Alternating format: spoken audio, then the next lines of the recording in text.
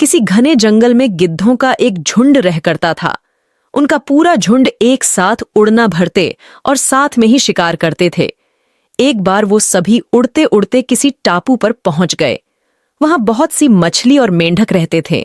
उन्हें वह टापू बहुत अच्छा लगा।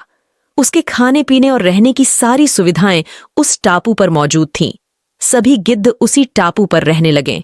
अब उन्हें शिकार के लिए कहीं जाना भी नहीं पड़ता था।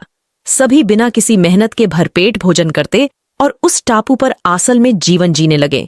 उसी झुंड में एक बूढ़ा गिद्ध भी रहता था। वह बूढ़ा गिद्ध यह सब देखकर बहुत परेशान रहता था। उसे अपने साथियों की आलस भरी दशा देखकर चिंता होने लगी।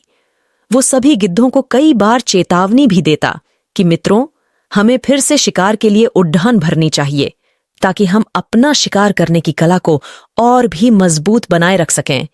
अगर ऐसे ही आलस करेंगे तो एक दिन हम शिकार करना तक भूल जाएंगे। इसलिए हमें जल्द ही अपने पुराने जंगल में वापस जाना चाहिए। उस बूढ़े गिद्ध की सलाह सुनकर सभी गिद्ध हंसने लगे। वह उसका मजाक बनाने लगे।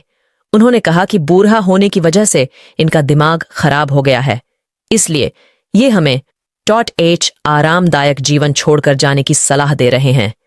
ये कहकर गिद्धों के झुंड से उस टापू से जाने से मना कर दिया। इसके बाद वह बूढ़ा गिद्ध अकेले ही वापस जंगल में लौट गया।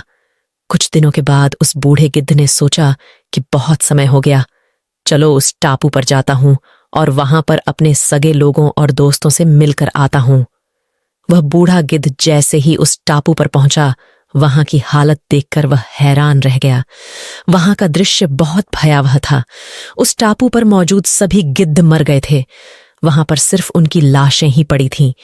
तभी उसे कोने में एक घायल गिद्ध दिखाई दिया। वह उसके पास गया और वहां की हालत के बारे में पूछा।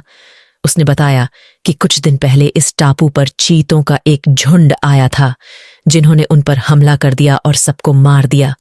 हम लोग बहुत समय से ऊंचा उड़े नहीं थे, तो हम अपनी जान भी नहीं बचा सके। हमारे पंजों में उनसे मुकाबला करने की क्षमता भी कम हो गई थी।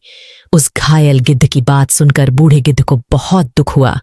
उसके मरने के बाद बूढ़ा गिद्ध वापस से अपने जंगल में वापस चला गया।